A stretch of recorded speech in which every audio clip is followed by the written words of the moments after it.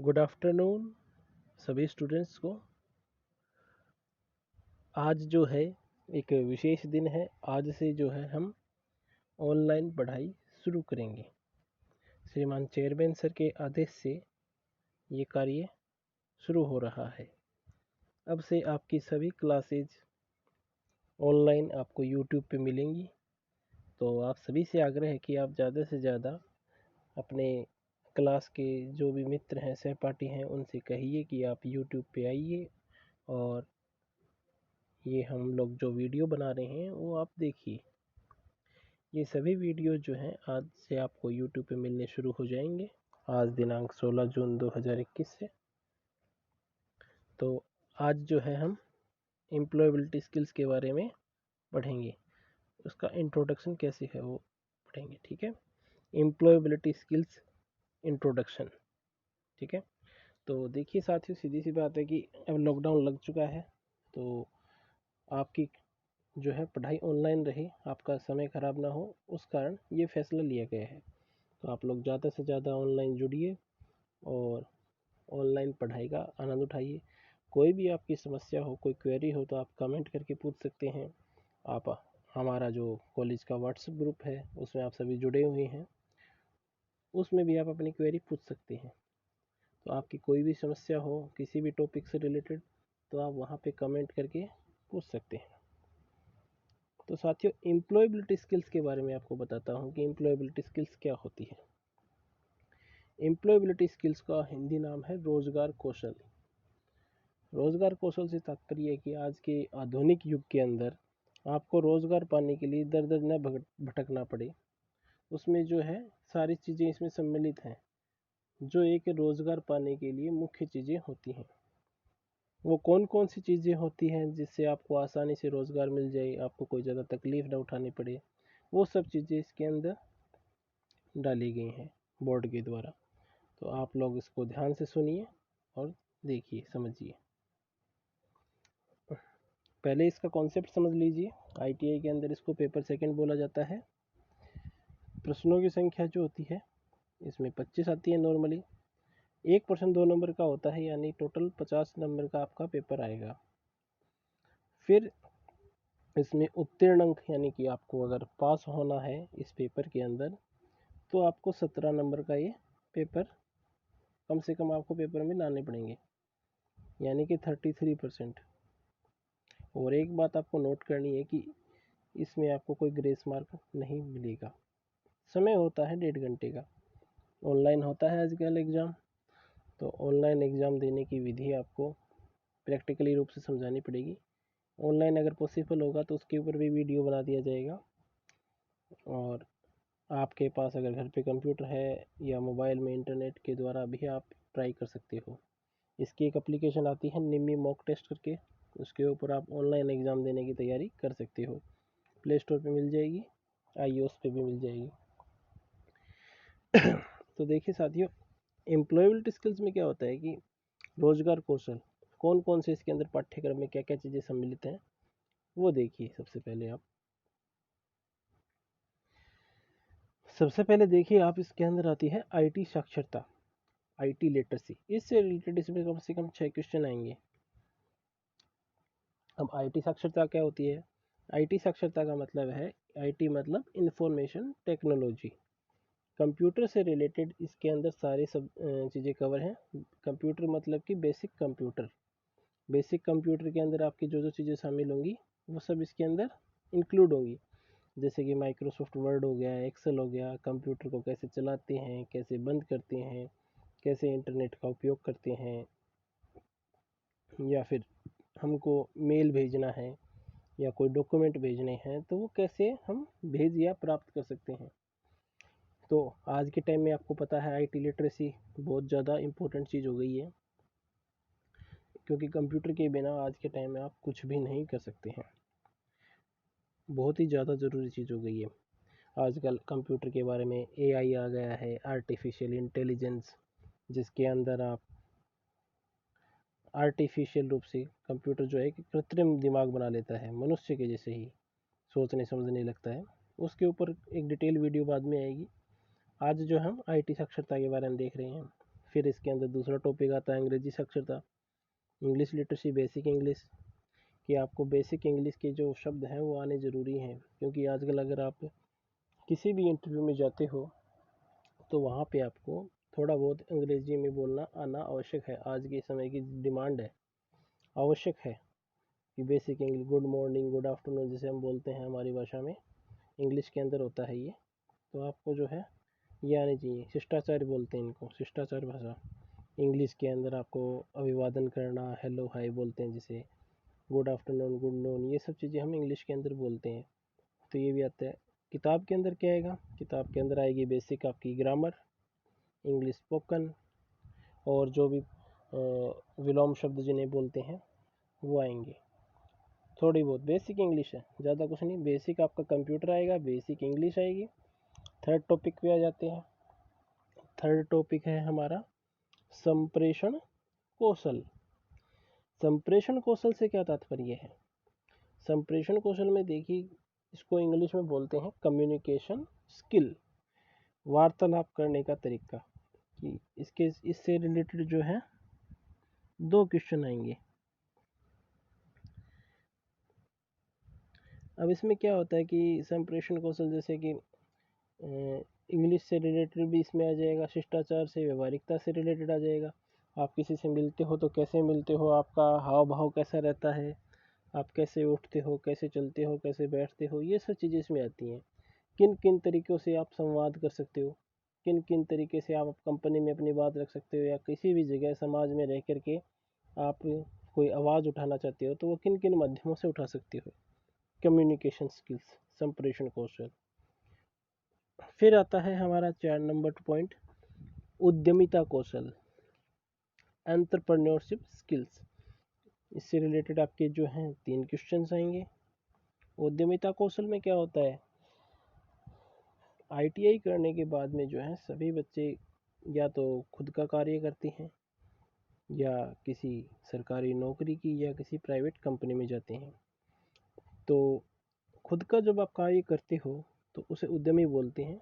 छोटे रूप में आप अपनी दुकान वगैरह खोलते हो तो सरकार आपको कौन कौन सी सुविधाएं देती है, कौन कौन से आपको राइट, आपके यहाँ क्या अधिकार हैं, किन किन तरीके से आप सरकार के द्वारा दी जाने वाली सुविधाओं का लाभ उठा सकते हैं, वो सब चीज़ें इसके अंदर आती है उद्यमिता कौशल यानी कि एंटरप्रेन्योरशिप स्किल्स के अंदर।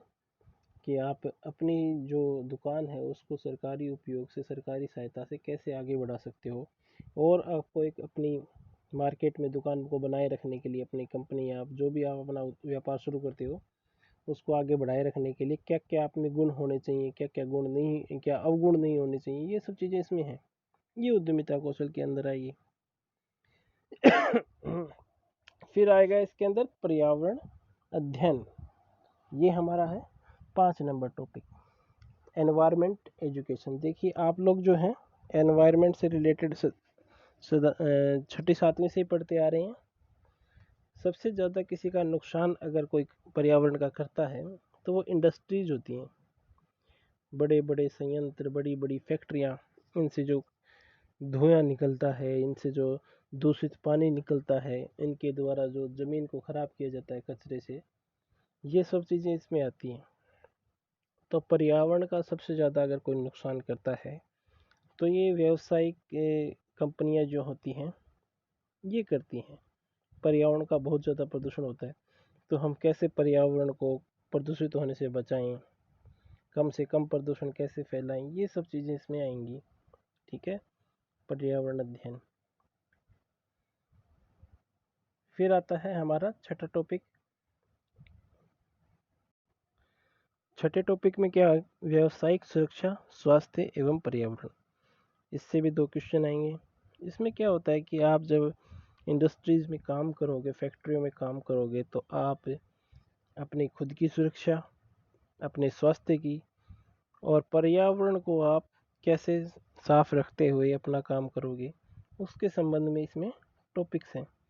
कि आप कैसे व्यवसाय में रहते हुए व्यावसायिक सुरक्षा कर सकते हो, स्वास्थ्य की सुरक्षा कर सकते हो अपने की, पर्यावरण को कैसे बचा सकते हो, ये सब चीज़ें इसमें आएंगी कि व्यवसाय की आप कैसे सुरक्षा कर सकते हो।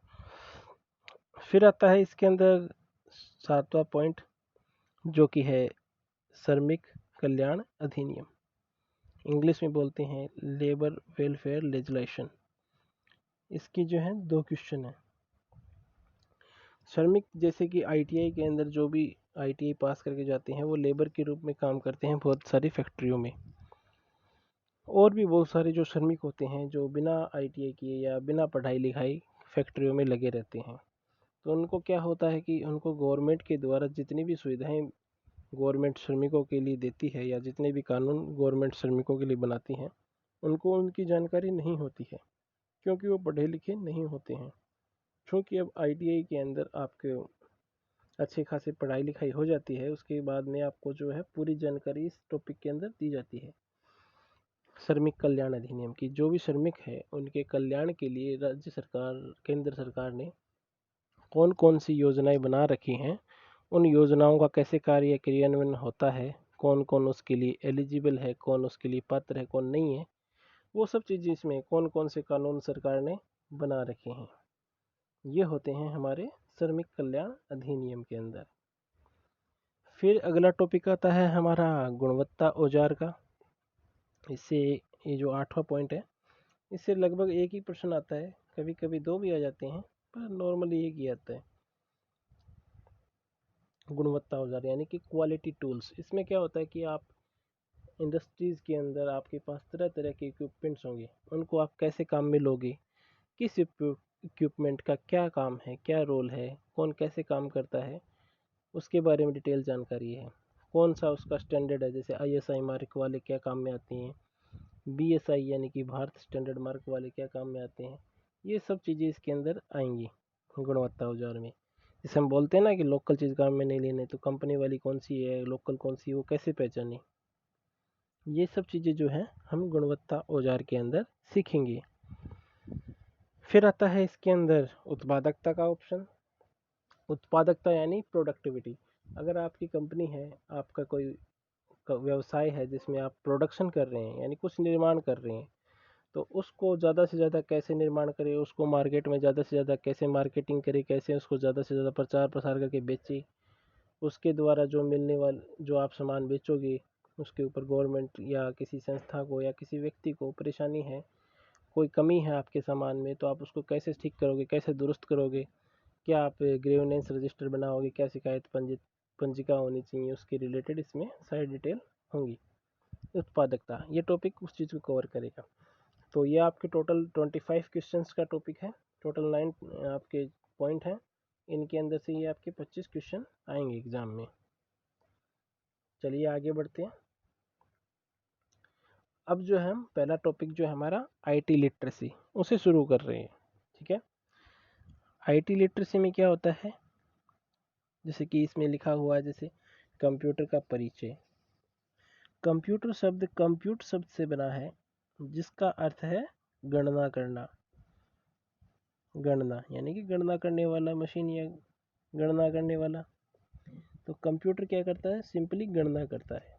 कैसे गणना करता है, कंप्यूटर के अंदर हम कोई भी वैल्यू डालते हैं, वो किसके द्वारा डालते हैं, इनपुट के द्वारा। जो भी चीज़ या जो भी आदेश हम इसको देते हैं तो कंप्यूटर उसको डाटा के रूप में लेता है। कंप्यूटर के लिए डाटा क्या होता है, डाटा होता है अपरिष्कृत तथ्य। कोई भी फोटो, कोई भी वीडियो, कोई भी टेक्स्ट या कोई भी मैसेज जिसके बारे में आपको जानकारी नहीं है, वो चीज़ कंप्यूटर के लिए डाटा होती है। अब कंप्यूटर क्या करता है, उसको कंप्यूटर उसको प्रोसेस करने के लिए भेजता है। प्रोसेस कौन सा पार्ट करता है कंप्यूटर का, जो मुख्य दिमाग जो होता है, जिसे हम कंप्यूटर का दिमाग भी कहते हैं, सेंट्रल प्रोसेसिंग यूनिट यानी कि सीपीयू, वो उसको प्रोसेस करता है और फिर उसका रिजल्ट हमें मिलता है। रिजल्ट कहाँ पे प्रदर्शित होता है, आउटपुट यूनिट पे प्रदर्शित होता है। आउटपुट यूनिट यानी कि जो भी हमने उसमें इनपुट किया डाटा को, कंप्यूटर ने उसको सॉल्व किया सीपीयू में, जो रिजल्ट है वो हमें मिलेगा आउटपुट यूनिट के अंदर। ठीक है, तो ये हो गया बेसिक सा इंट्रोडक्शन कंप्यूटर का। अब हम कंप्यूटर का इस्तेमाल क्यों करते हैं। अब कंप्यूटर का इस्तेमाल भी हम तभी तो करते हैं जब उसमें कुछ खास बात है। कंप्यूटर हम क्यों इस्तेमाल करते हैं, क्या इसके फ़ायदे हैं, क्या इसकी सीमाएं हैं, क्या इसका नुकसान है, ये सब चीज़ें हम इसमें कवर करेंगे।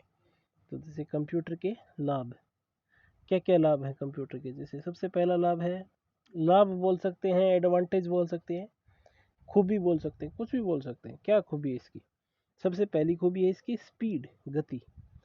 कोई भी चीज़ को सेकंड्स में हल कर देता है, सेकंड्स के भी सेकंड्स में, नैनो सेकंड्स बोलते हैं जिन्हें। बहुत तेज होता है कंप्यूटर। तो पहली तो इसकी खूबी ये हो गई, गति, स्पीड। किसी भी चीज़ को सेकंड्स में सॉल्व कर देता है, बड़ी से बड़ी कैलकुलेशन को सेकंड्स में सॉल्व कर देता है। फिर होती है इसकी विश्वसनीयता, क्योंकि कंप्यूटर जो है कोई इंसान नहीं है जो कह के पलट जाए। कंप्यूटर एक विश्वसनीय मशीन है, जो आप इसमें डालोगे वैसा ही आपको परिणाम मिलेगा। बहुत ही विश्वसनीय चीज़ है कंप्यूटर। फिर आती है विविधता, डाइवर्सिटी। कंप्यूटर को आप हर प्रकार से इस्तेमाल कर सकते हो। कंप्यूटर का कोई एक फ़ायदा नहीं है। कंप्यूटर में आप गाने सुन सकते हो, वीडियो देख सकते हो, गेम खेल सकते हो। इसके अलावा कंप्यूटर में आप ऑफिशियल काम कर सकते हो। कंप्यूटर से आप इंटरनेट का इस्तेमाल कर सकते हो। कंप्यूटर में आप सॉफ्टवेयर डेवलप कर सकते हो। कंप्यूटर का आप बहुत सारी विविधता कंप्यूटर में, आप हर तरह से कंप्यूटर को काम में ले सकते हो। फिर आ गया अगला एडवांटेज, शिक्षा में लाभ, एजुकेशनल बेनिफिट्स। शिक्षा के अंदर जैसे कि आज हम देख रहे हैं कि कंप्यूटर के द्वारा ही मैं वीडियो रिकॉर्ड कर रहा हूँ, और आप कंप्यूटर जो कि आपके हाथ में एक टेलीफोन मोबाइल है, ये भी एक मिनी कंप्यूटर है, इसके द्वारा आप देख रहे हो। तो ये एजुकेशनल बेनिफिट है। शिक्षा में भी बहुत लाभ है कंप्यूटर के। लॉकडाउन के अंदर बहुत सारे बच्चे जो हैं कोचिंग, स्कूल, कॉलेज नहीं जा पा रहे, तो वो घर बैठे ही अपनी पढ़ाई कर रहे हैं, नेट के ऊपर सर्च करके अपने आंसर्स ढूंढ रहे हैं। तो ये हो गया कंप्यूटर का एजुकेशन में बेनिफिट। फिर अगला टॉपिक देखते हैं, रोजगार के अवसर। कंप्यूटर जिसको आता है उसके लिए रोजगार के अवसर भी खुल जाते हैं। आज के टाइम में कंप्यूटर का हर जगह उपयोग किया जा रहा है। हर जगह रोजगार, आप इंटरनेट के ऊपर आप सर्च कर सकते हो। आप सिर्फ पूरी दुनिया में आप कहीं पर भी किसी भी जगह जॉब ढूंढ सकते हो। आपके पास स्किल्स हैं तो आप कहीं पर भी रोजगार ढूंढ सकते हो। फिर आती है कंप्यूटर की लिमिट्स, सीमाएं, यानी कि वो जगह जहाँ तक कंप्यूटर काम नहीं करता या नहीं कर सकता या काम करना बंद कर देता है। क्या क्या डिसएडवांटेज हैं, क्या क्या लिमिट्स है कंप्यूटर की, यो देखते हैं। चलिए अगले पेज पे। कंप्यूटर की सीमाएं में क्या है कि इस कंप्यूटर में क्या होता है कि इसमें स्वयं में सोचने समझने की क्षमता नहीं होती है। वह केवल दिए गए निर्देशों पर ही कार्य करता है। यदि दिए गए निर्देश सही है तो परिणाम सही मिलेंगे, अन्यथा नहीं मिलेंगे। कॉमन सी बात है कि कंप्यूटर जो है, अगर आप उसमें 2+2 डालोगे तो 4 ही मिलेगा। जैसे कि एक मूवी आई थी रोबोट, आपको ध्यान हो तो, उसके अंदर एआई के ऊपर कंप्यूटर काम करता है, रोबोट होता है। आप जो भी काम कहोगे वो करेगा।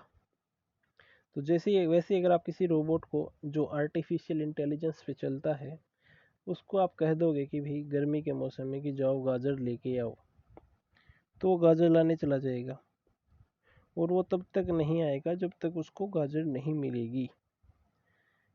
अब गर्मी में गाजर कहाँ मिलेगी, तो वो घूमता रहेगा जब तक गाजर नहीं मिलेगी तब तक नहीं आएगा, चाहे उसकी बैटरी डिस हो जाए।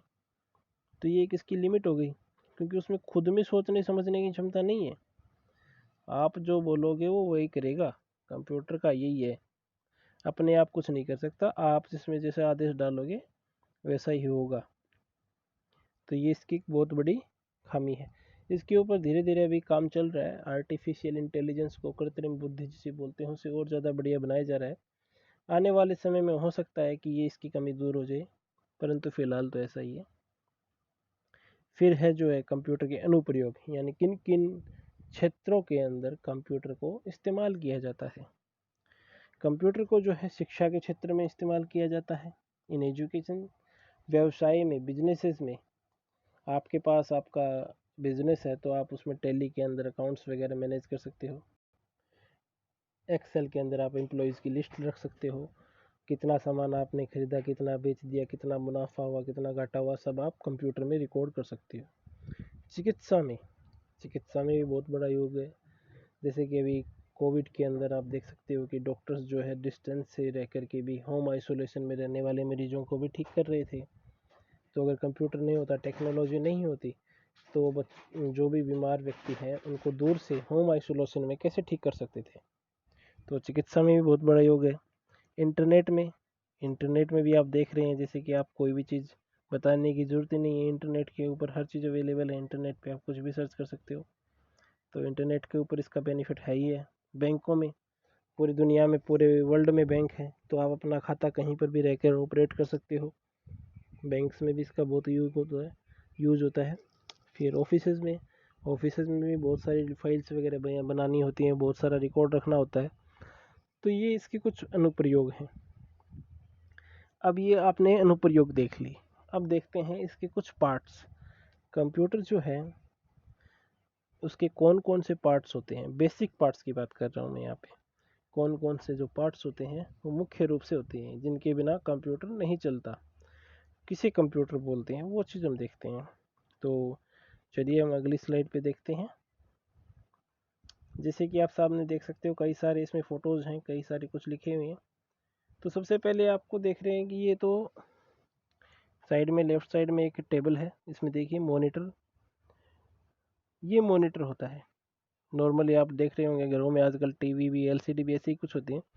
तो ये मॉनिटर होता है। मॉनिटर क्या होता है, एक आउटपुट यूनिट होता है। कोई भी परिणाम जो होता है वो प्रदर्शित करने के लिए इसका उपयोग किया जाता है। CPU, central processing unit. CPU का उपयोग जो है, इसे कंप्यूटर का दिमाग भी कहते हैं। इसी में सारा कार्य होता है, ये आप समझ लीजिए। ये जो सीपीयू अगर नहीं होगा तो ये माउस, कीबोर्ड, मॉनिटर सब बेकार है। सीपीयू ही बहुत ही महत्वपूर्ण चीज़ है। सेंट्रल प्रोसेसिंग यूनिट, इसे बोलते हैं the brain of the computer is found in this part. ठीक है, तो ये सीपीयू हो गया। इसे वैसे तो कैबिनेट बोलते हैं, इसके अंदर सीपीयू की एक चिप लगी होती है, वो होती है सीपीयू। लेकिन आम बोलचाल की भाषा में हम इस पूरे कैबिनेट को ही सीपीयू बोल देते हैं। इसके अंदर मदरबोर्ड, रैम, हार्ड डिस्क वगैरह भी होती हैं। वो आगे आपके टॉपिक जैसे जैसे आएंगे वो बताते जाएंगे। सीपीयू के बाद में आता है हमारा माउस। माउस जो है एक पॉइंटिंग डिवाइस होती है, ये ध्यान रखिएगा। और ये एक इनपुट डिवाइस भी होती है, the device that helps move the pointer. Mouse जो है, मॉनिटर जो होता है हमारा, उसके अंदर एक पॉइंटर का निशान होता है, तीर का निशान जिसे बोलते हैं। उसको घुमाने फिराने के लिए माउस का उपयोग किया जाता है। किसी भी चीज़ को सिलेक्ट करना हो, डिसलेक्ट करना हो, तो माउस इसके द्वारा करते हैं। तो ये हो गया माउस। फिर अगला आता है कीबोर्ड। कीबोर्ड के अंदर जैसे कि 100 से 125 तक बटन होते हैं, फिक्स नहीं होते। अलग अलग डिजाइन के, अलग अलग प्रकार के कीबोर्ड आते हैं। किसी में 102 बटन होते हैं, किसी में 106 होते हैं, किसी में 110 होते हैं। तो ये डिफरेंट डिफरेंट टाइप के इसमें कीबोर्ड में बटन होते हैं। तो ये हो गए हमारे डिवाइस के अंदर कीबोर्ड। ये भी एक इनपुट डिवाइस है, माउस भी इनपुट डिवाइस है, मॉनिटर एक आउटपुट डिवाइस है। फिर आप देख रहे हो ऊपर फोटो में आपको प्रिंटर भी दिख रहा होगा, प्रिंटर लिखा हुआ। प्रिंटर का काम क्या है, कोई भी जो कागज़ के ऊपर कोई भी प्रिंट है वो निकालता है। प्रिंटर भी एक आउटपुट डिवाइस होगी। स्पीकर रखे हुए हैं, स्पीकर भी आउटपुट डिवाइस है। माइक जो है वो इनपुट होता है। माइक से क्या होता है कि हम कोई भी आदेश जो है कंप्यूटर तक पहुंचाते हैं, यानी कि जिनके द्वारा हम कंप्यूटर में कोई संदेश पहुंचाते हैं वो इनपुट, और कंप्यूटर से जो संदेश हमें मिलते हैं वो होते हैं आउटपुट। तो आप देख सकते हो जैसे कि माइक से अंदर जाता है मैसेज, सिग्नल, कीबोर्ड से जाता है, माउस से जाता है, माइक से जाता है। आउटपुट कैसे मिलता है, प्रिंटर से मिलता है, मॉनिटर से मिलता है, स्पीकर से मिलता है। तो ये सब जो होते हैं मुख्य रूप से बेसिक पार्ट होते हैं कंप्यूटर के। सीपीयू सबसे इम्पोर्टेंट पार्ट होता है, इसे कंप्यूटर केस, कैबिनेट कुछ भी बोलते हैं। ये होना बहुत ज़रूरी है। इसके बिना एक सारी मृत मशीन है, इनके बिना ये नहीं चलेंगी। तो ये इसका मुख्य पार्ट्स है। चलो आगे चलते हैं, आगे देखते हैं। अब देखिए कंप्यूटर क्या है। कंप्यूटर एक ऐसा इलेक्ट्रॉनिक डिवाइस है जो यूज़र द्वारा इनपुट किए गए डाटा में प्रक्रिया करके सूचनाओं को रिजल्ट के रूप में प्रदान करता है। अर्थात कंप्यूटर एक इलेक्ट्रॉनिक मशीन है, जैसे कि सबको पता है, जो यूज़र द्वारा दिए गए निर्देशों का पालन करती है। इसमें डेटा को स्टोर, पुनर्प्राप्त और प्रोसेस करने की क्षमता होती है। आप दस्तावेज़ों को टाइप करने, ईमेल भेजने, गेम खेलने, वेब ब्राउज करने के लिए कंप्यूटर का उपयोग कर सकते हैं। आप इसमें स्प्रेडशीट, प्रस्तुतियों और यहाँ तक कि वीडियो बनाने के लिए भी इसका उपयोग कर सकते हैं। कंप्यूटर यूजर द्वारा इनपुट किए गए डाटा को प्रोसेस करके परिणाम को आउटपुट के रूप में प्रदान करता है। अब इसमें जैसे बेसिकली क्या है कि यही बात है, कुल मिला के सार इसका यही है कि एक इलेक्ट्रिक डिवाइस है और इसमें जो है आप अपने डाटा को स्टोर कर सकते हो, यानी कि संग्रहित कर सकते हो, प्रोसेस कर सकते हो, पुनर्प्राप्त कर सकते हो, और आप अपने दस्तावेज जैसे कि डॉक्यूमेंट्स हो गए उनको आप टाइप भी कर सकते हो, आप उसमें गेम भी खेल सकते हो, आप इसमें इंटरनेट भी चला सकते हो। आप स्प्रेडशीट जो होती है वो एक्सेल की फाइल होती है, प्रस्तुति या पावर पॉइंट की प्रेजेंटेशन होती है, उनकी वीडियो भी आप उनको भी वीडियो के रूप में भी कन्वर्ट कर सकते हो और उनको यूज़ भी कर सकते हो। और आप चाहो तो इनमें एक वेब कैम होता है, कुछ कंप्यूटर्स में पहले से लगा होता है और कुछ में आप अलग से जोड़ सकते हो, उनके द्वारा आप वीडियो भी बना सकते हो या फिर स्क्रीन रिकॉर्ड करके भी वीडियो बना सकते हो। चलिए अगली स्लाइड में चलते हैं। अब जैसे इनपुट प्रोसेस आउटपुट बता रखा है इसमें क्या होता है कि mouse, keyboard, scanner, joystick, mic, webcam, ये तो हो गए इनपुट यानी कि जिनके द्वारा कंप्यूटर में संदेश, सिग्नल, मैसेज जाता है कि हमने जो भी आदेश दिया वो किसके द्वारा जाएगा, इनपुट के द्वारा जाएगा। मुख्य रूप से इनपुट डिवाइस कौन सी हो गई, माउस हो गया, कीबोर्ड हो गया, स्कैनर हो गया, जॉयस्टिक हो गया, माइक हो गया, वेबकैम हो गया। फिर उन चीज़ों के द्वारा जो भी हम उसमें आदेश देते हैं वो उसको प्रोसेस करता है। प्रोसेस कौन करता है, सीपीयू करता है। सीपीयू की फुल फॉर्म क्या है, सेंट्रल प्रोसेसिंग यूनिट, और प्रोसेसर भी बोलते हैं कुछ लोग उसको। इसकी भी अलग अलग क्वालिटी, अलग अलग कंपनियों के i3, i4, इंटेल के आते हैं, अलग अलग है, नीविदिया के, AMD के, पता नहीं कौन कितनी प्रकार की कंपनियां हैं। देखिए हर चीज़, बहुत सारी कंपनियां मार्केट में हैं, कोई कुछ बनाती है कोई कुछ बनाती है। तो ये हो गया प्रोसेसर। फिर प्रोसेसर क्या करता है, प्रोसेसर आउटपुट प्रदान करता है। आउटपुट कैसा प्रदान करता है, मॉनिटर के द्वारा, प्रिंटर के द्वारा, स्पीकर के द्वारा, ठीक है। तो ये सब चीज़ें होगी आउटपुट। फिर इसमें लिखा है जैसे कि कंप्यूटर शब्द की उत्पत्ति अंग्रेजी के कंप्यूटर शब्द से हुई है,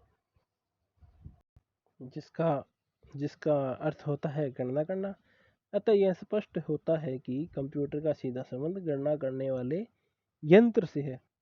वर्तमान में इसका क्षेत्र केवल गणना करने तक सीमित न रहकर अत्यंत व्यापक हो चुका है। कंप्यूटर अपनी उच्च संग्रहण क्षमता, हाई स्टोरेज कैपेसिटी, गति, स्पीड, स्वचालन यानी ऑटोमेशन, क्षमता, शुद्धता, सार्वभौमिकता, विश्वसनीयता, याद रखने की शक्ति के कारण हमारे जीवन के हर क्षेत्र में महत्वपूर्ण होता जा रहा है। कंप्यूटर द्वारा अधिक सूक्ष्म समय में अधिक तीव्र गति से गणनाएं की जा सकती हैं। कंप्यूटर द्वारा दिए गए परिणाम अधिक शुद्ध होते हैं, यानी कि अगर एक आप व्यक्ति को बैठाइए और वही काम आप कंप्यूटर से करवाइए तो जो व्यक्ति है वो फिर भी थोड़े बहुत मिस्टेक कर सकता है, लेकिन कंप्यूटर कभी भी कोई मिस्टेक नहीं करता अनलेस अगर हम उसमें इंफॉर्मेशन गलत न डालें, ठीक है। तो ये हो गया हमारा बेसिक इंट्रोडक्शन कंप्यूटर का। आगे चलते हैं। फिर जैसे कि कंप्यूटर में जो है दो चीज़ों से मिलकर बना है कंप्यूटर, एक हार्डवेयर और एक सॉफ्टवेयर। विभिन्न प्रकार के कंप्यूटर के बारे में बात करने से पहले हम दो चीज़ों के बारे में जान लेते हैं जो कंप्यूटर में आम है, हार्डवेयर और सॉफ्टवेयर, कॉमन सी बात है। यानी इन दो चीज़ों से मिलकर ये कंप्यूटर जो है बनते हैं। हार्डवेयर क्या होता है, हार्डवेयर जैसे इसमें लिख रखा है, हार्डवेयर आपके कंप्यूटर का कोई भी हिस्सा होता है जिसमें भौतिक संरचना शामिल है, जैसे कीबोर्ड या माउस। इसमें कंप्यूटर के सभी आंतरिक भाग भी शामिल हैं जिन्हें आप नीचे दी गई छवि में देख सकते हैं। ये तो हो गई किताब की परिभाषा। अब जैसे हम आम भाषा में क्या बोलते हैं कि हार्डवेयर उसे कहते हैं, यानी कंप्यूटर के वे भाग जिन्हें हम छू सकते हैं वो तो होते हैं हार्डवेयर। जैसे फोटो में दिख रखा है ये सारे कंप्यूटर्स के पार्ट है, रैम हो गई, कीबोर्ड हो गया, माउस हो गया, पेन ड्राइव हो गया, है ना, प्रिंटर हो गया, स्पीकर हो गया, हार्ड डिस्क हो गई, मॉनिटर हो गया, ये सब चीज़ें जो है इनको हम छू सकते हैं। तो ये हो गया हमारा हार्डवेयर। हार्डवेयर के बाद में हम जो है आगे चलते हैं, सॉफ्टवेयर पे आते हैं। अब जैसे सॉफ्टवेयर को कंप्यूटर की आत्मा भी कहा जाता है, क्योंकि सॉफ्टवेयर के बिना कंप्यूटर एक मृत मशीन है। अगर सॉफ्टवेयर नहीं होगा तो कंप्यूटर कार्य नहीं कर पाएगा। जैसे इसमें लिख रखा है सॉफ्टवेयर निर्देशों का भी सेट होता है जो हार्डवेयर को बताता है कि क्या करना है और इसे कैसे करना है। सॉफ्टवेयर के उदाहरणों में वेब ब्राउज़र, गेम्स और वर्ड प्रोसेसर आदि शामिल हैं। आपके कंप्यूटर पर जो कुछ भी आप करते हैं वह हार्डवेयर और सॉफ्टवेयर दोनों के द्वारा किया जाता है। उदाहरण के लिए आप इस टेक्स्ट को वेब ब्राउज़र सॉफ्टवेयर में देख रहे हैं। यह एक सॉफ्टवेयर है और पेज पर क्लिक करने के लिए अपने माउस यानी हार्डवेयर का उपयोग कर रहे हैं तो माउस एक हार्डवेयर है। ये इसने एक एग्जाम्पल दिया है कि अगर आप कंप्यूटर का उपयोग कर रहे हैं तो आप माउस के द्वारा या कंप्यूटर की स्क्रीन दिख रही है वो सॉफ्टवेयर है, माउस का उपयोग करके उस हार्डवेयर जो है वो क्लिक करके आप देख रहे हो। ठीक है, अगर आप मोबाइल में देख रहे हो तो यह लागू नहीं है। नॉर्मली भाषा में मैंने आपको बता दिया जैसे कि सॉफ्टवेयर जो है कंप्यूटर की आत्मा है, बिना सॉफ्टवेयर की जो है हार्डवेयर काम नहीं करेगा। बिना सॉफ्टवेयर के कंप्यूटर एक मृत मशीन है। सॉफ्टवेयर के अंदर कौन कौन शामिल होते हैं, वो एप्लीकेशन सॉफ्टवेयर के भी कई प्रकार होते हैं। एक होता है सिस्टम सॉफ्टवेयर, एक होता है एप्लीकेशन सॉफ्टवेयर, एक होता है यूटिलिटी सॉफ्टवेयर। ये जितने भी प्रकार हैं ये मैं आपको अगले चैप्टर में बताऊंगा। ठीक है, तो अब आज के लिए इतना ही काफ़ी है, फिर ज़्यादा लंबा वीडियो नहीं बनाना है मेरे को। 31 मिनट हो गए, ज़्यादा वीडियो अगर आप लंबा बनेगा तो आप लोग बोर हो जाओगे। तो आप ज़्यादा से ज़्यादा क्या करेंगे, लाइक शेयर एंड सब्सक्राइब। आप अपने जितने भी सहपाठी हैं उनको ये वीडियो व्हाट्सएप के द्वारा भेजिए और उनको दिखाइए। अभी आपको पढ़ना है, तैयारी करनी है, फेल नहीं होना है। आप अगर रेगुलर पढ़ोगे तो आपको कोई दिक्कत नहीं आएगी, आप पास हो जाओगे। और रेगुलर आपको वीडियोस मिलेंगे, आप पढ़ते रहिए। चैनल को सब्सक्राइब करना मत भूलिए और जो भी आपको वीडियो मिलता है उसको शेयर कीजिए अपने सहपाठियों में जो भी आईटीआई में पढ़ रहे हैं, अपने आईटीआई में, मोहत आईटीआई में। और लाइक ज़रूर कीजिए। कोई भी आपका सवाल हो तो वो आप मुझे कमेंट बॉक्स में पूछ सकते हैं या अपना जो व्हाट्सएप ग्रुप है उसमें भी पूछ सकते हैं। ठीक है, थैंक्स फॉर वॉचिंग।